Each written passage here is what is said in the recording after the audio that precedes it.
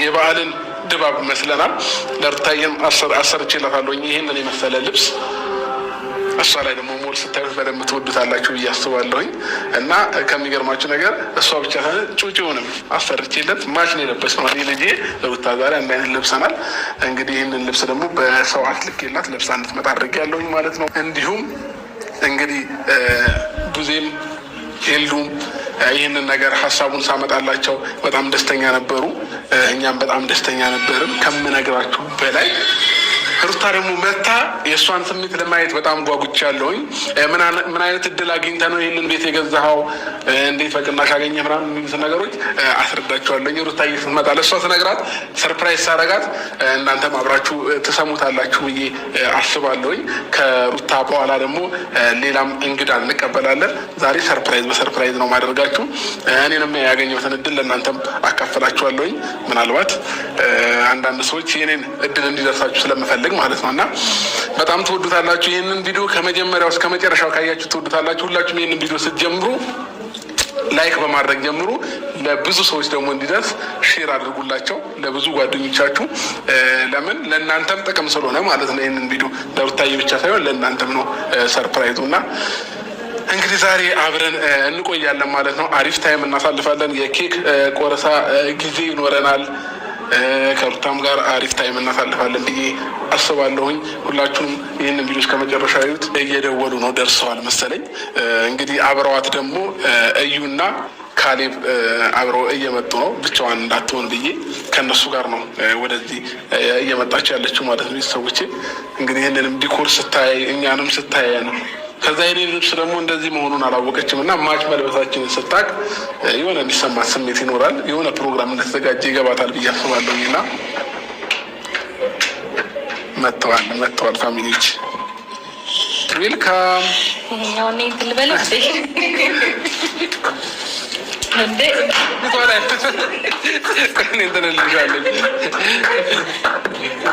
እንኳን ደህና መጣሽ። ደህና ነሽ? እንዴት ነሽ? አለሁ። ደህና መጣሽ።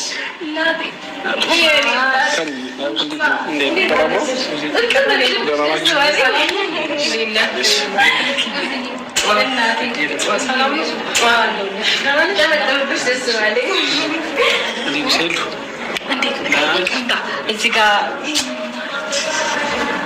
ባይዘዌ የፋሚሊዎች ልጄ በጣም አድርጓል። እሺ አሁን በደንብ ላቀፍ ይከብዳል አሁን ላይ ማለት ነው። ደህና ነሽ? አለሽልኝ? ደህና ነሽ? አልተገናኘንም። እንኳን ደህና መጣሽ። ደህና ነሽ? እንዴት ነው? እንኳን ደህና መጣሽ። እንኳን ደህና ቆያችሁ። አናምርም ፋሚሊዎች? በጣም የሚያምረው ደግሞ ሙሽራ ነው የመሰለችው ነገር አምሮብሻል። የምር አመሰግናለሁ። ሰርተሽ ካላማረብኝ ምርጫዬን እንዴት አየሽው? በጣም አሪፍ ነው። ወደሽዋል? አዎ እውነት የምርሽ ነው። እናመሰግናለን። እንግዲህ ፋሚሊዎቻችን ሩታዬ መታለች ማለት ነው። ልጄ መጥቷል። እንኳን ወደ አዲስ አበባ ዌልካም ብለናል። አንድ ጊዜ እንኳን ደህና መጣሽ። እንግዲህ ሩታዬ ዛሬ ወደ ቤት ከመግባትሽ በፊት ወደዚህ ቦታ የጠራንሽ ለትልቅ ሰርፕራይዝ ነው። እዚህም ሰርፕራይዝ አለ፣ ወደ ቤትም ስትገቢ ሰርፕራይዝ ተዘጋጅቷል። እንግዲህ አስቀድሞ ወደዚህ የጠራንበት ምክንያት አለን ሁላችንም አይደለ? በትክክል። ከሰርፕራይዙ በፊት ግን አንዳንድ ነገር ብትገምት፣ ዲኮሩን አይታ ኬኩን አይታ ምናምን ብትገምት እድል መሰጣት። ኮንግራ ነው የሚለው። ምንም የምታነቢው ነገር የለም እዚህ ላይ ቆይ ማለት ለመገመት እንዲያመቸኝ ብዬ እኮ ነው። ኮንግራ ምን አቺቭ አድርጌ ነው ኮንግራ የተባልኩት? ያሳካሁት ነገር አለ ምንድን ነው? ይህንን ጎረምሳ ራሱ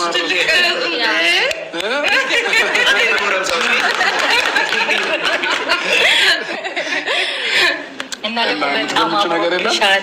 አምሮባታል። በጣም አምሮብሻል። በጣም ወፍረሻል። እኔ መስላ ነው የመጣችው እና ደስ ብሎኛል። እና ታስመስክራለሽ ያለሽ በደንብ ነው የታረሽው እና በጣም ደስ ይላል። እግዚአብሔር አመሰግናለሁ። አሁን ይቅርታ ወደ ግምቱ ስገባ ዌልካም ለማለት ነው ኮንግራ ያላችሁት። ግን እንዴ ዌልካም ለማለትማ ቤት አንልሽም እንዴ? ለምን እዚህ ቦታ ላይ መተን ምናምን ልናዘጋጅ ፈለገን? እኔ እንጃ ምን ልገምት? ምንም ምንም ልገምቻችን። ስለዚህ ሰርፕራይዙን መናገር ያለብን ኬኩን ቆርሳ ነው ወይንስ ሳትቆርስ? እንዴት ትቆርሳለች? ሳታቆማ እንዴት ትቆርሳለች? አውቃ ይመስለኛል ነገሩን አውቃ እንደዛ ይሻላል። ምን አለ እዚህ አካባቢ የተቀመጠ ምናምን ነገር የለም። ምናልባት እሱን አይቼ ልገምት ብዬ እኮ ነው። እዚህ ከተቀመጠ ነገር በላይ ነው የከበደ ነው። አይ በቃ በትነግረው ይሻለኛል። ለምን ልጨነቅ እንዴ? ምን ቦታ እሱን ሰው ተጨነቅ ያለው ነገር እያሰብኩ ደግሞ ልጨነቅ። ልዑላቸው ከሚመጣቸው ሲሳዮች ውስጥ አንዱ ነው። ልዑል በነገር ላይ ስሙ እዚች ጋር አለ። ኮፍያው ላይ ስሙን አሰርቼልሻለሁ። አይተሽዋል? ልዑል ይላል። እኛነት ትወጂዋለሽ ብዬ አስባለሁኝ እና ይህንን ታደርግልሽ ደግሞ እንደ ውለታ እንዲሁ ነገር ሳይሆን እንዴት ነገር እያለች ነው አልሰሙን ላይ ነው ያለ ነው ምናምን ደስታ ነው ምን አይነት ሁኔታ ውስጥ እንዳለን እኮ በቃ። ከዛም ባለፈ ደግሞ ማለት ነው ብዙ ጊዜ ለገና ለሩታዬ ስጦታ እንሰጣጣለን። እኔ እሰጣታለሁ፣ እሷም ትሰጠኛለች። በአሁኑ ገና ባይሆን እኔ ሊያልፈኝ ነው። ከፖስት ጋር የተጀመረ ስጦታ አሁን ላይ ዛሬ ላይ አድርጎ ከፖስት ካርድ ልክ ነው። የምሬ ነው። ያኔ ምንም በሌለኝ ሰዓት እኔና ሩታ ስንገናኝ ገንዘብ በሌለኝ ሰዓት ፖስት ካርድ ነው የሰጠኋት። እሷም 25 ብር ምናምን ገዝቼ ማለት ነው። መልካም ገና ብዬ ማለት ነው።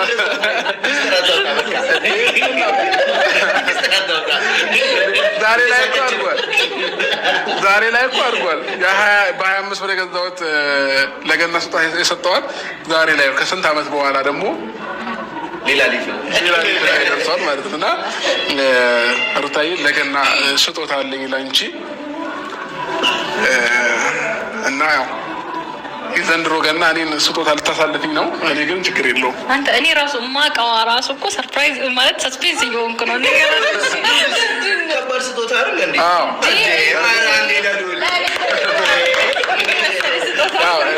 በዚህ ዓመት ልዩ ስጦታ ነው ለእኔ። በእርግጥ ለሩታዬ ደግሞ ሌላ ልዩ ስጦታ አዘጋጅተንላታል ማለት ነው። ገናንም በማስመልከት እንዲሁም ደግሞ ስለሚገባሽ እና ደግሞ ልጄንም ስለምታሳድግልኝ ይህንን ስጦታ ላበረክትልሽ እፈልጋለሁኝ። ተዘጋጅታችኋል? ልንገርሽ ምን እንደሆነ አታጎበኝ እባክህን። ወዲያው ግን ኬኩን መቁረስ አለብሽ። ሬዲ ሁኚ። አደራህን ስታፈነዳ ማለት ነው። ወደ እንዳያ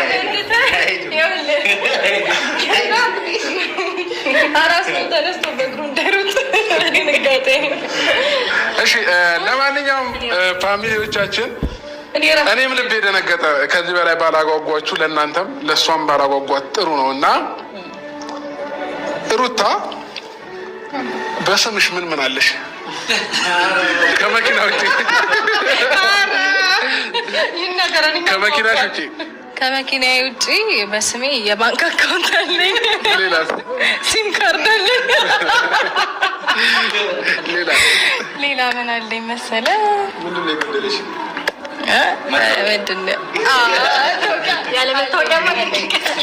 ስለዚህ ሩታዬ በስምሽ የሌለ ነገር ነው የገዛውልሽ ማለት ነው። በሩታ ስም ዛሬ ሩታዬ ምን ነው? እሺ በቃ የምር ልንገርሽ፣ አሁን ላጓጓሽ አይደለም፣ የምሬ ነው ልንገርሽ። እውነት አንቺና ልጃችን ዛሬ የቤት ባለቤት ሆነሻል ሩታዬ። የቤት ባለቤት ሆነሻል። የምሬ ነው። እውነት እንድታመኝ ደግሞ ያሳይሻለሁ ብዙ ነገሮች። ሩታዬ ባለ አንድ መኝታ ቤት ባለቤት ሆነሻል። በስምሽ ሁሉ ነገር አልቆ ክፍያ ተጨርሶ ይኸው በወር ምናምን የሚከፈል ነገር የለም። ሙሉ በካሽ ነው የገዛሁልሽ። የሚገርም ቤት ወስዶ ማሳየት የሚጠበቅብኝ ማለት ነው። እንኳን ደስ አለሽ። እና ለእሱ የገዛሁለት የነበረው ቅድመ ክፍያ ብቻ ከፍዬ በየወሩ ነበር እየከፈልኩኝ ያለሁት። አሁንም አልጨረስኩኝም። ይቀረኛል። የጋሽዬንም በየወሩ እየከፈልኩለት ነው። እንግዲህ ለሩታ ግን እንደዛ እንዳያደክማት ብዬ ስላሰብኩ ለእሷም ለእኔም እንዳያደክመኝ ብዬ ስላሰብኩ ሙሉ በካሽ ነው የተገዛው። የ8.5 ሚሊዮን ብር ቤት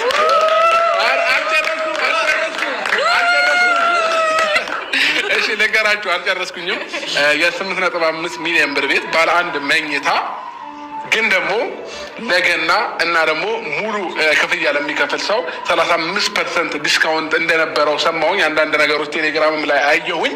ከዛ ዲስካውንት ማድረጋቸው ስሰማ በ5.7 ሚሊዮን ብር ባለ አንድ መኝታ ቤት ለሩታ ገዝቼላታለሁ ማለት ነው። ከና እናቴ ጋር ጎረቤት ልትሆን ነው ማለት ነው ሩታ። እና ሩታዬ ይህንን ቤት ስገዛልሽ፣ ያው ቤት ሲባል ብዙ ጊዜ ሁላችንም እናከብደዋለን። አዲስ አበባ ውስጥ ቤት መግዛት ማለት 12 ሚሊዮን ብር፣ 17 ሚሊዮን ብር፣ 15 እኔ ራሴ ለመግዛት ባለሶስት መኝታ እኔና ሩታ አብረን በምንኖር ሰዓት ብዙ ነገር አስብ ነበር እና በጣም ውድ አረጌ ነበር አእምሮ ላይ የምስለው ማለት ነው። እና በቀላል መንገድ እንደዚህ መግዛት እንደሚቻል አላወቅኩኝም ነበረ። የምሬን ስነግራችሁ ባለ አንድ መኝታ ከ8 ሚሊዮን ብር በታች የለም አዲስ አበባ ውስጥ፣ ወይንም ወደ ውስጥ ገባ ብሎ ምናምን ነገር ነው። እና ይሄ ግን የምንም ወደ ውስጥ ገባ ሳይል ቦታውን እያንዳንዱ ነገር የሚነግራችሁን ሰው አዘጋጅቼላችኋለኝ። እና በ5.7 ሚሊዮን ብር ነው ባለ አንድ መኝታ ቤት የገዛሁላት ማለት ነው። እና ክራይ ቤት ነይ ወደ ቤት ግቢ ምናምን ነገር ስላት ክራይ ቤት መግባቱ በጣም ደብሯት ነበረ። ግን ደግሞ አሁን ለትንሽ ጊዜ ብቻ ነው የቤት ክራይ ላይ የምትቆየው ማለት ነው። ከትንሽ ጊዜ በኋላ ወደ ራሷ ቤት የምትገባ ይሆናል ማለት ነው ቤተሰቦቼ። እና ፈጣሪ ይመስገን እኔም የቤት ባለቤት ነኝ። ሩታም እኔም ከዚህ በፊት ሌላ ሪልስቴት ላይ ገዝቼ ነበረ።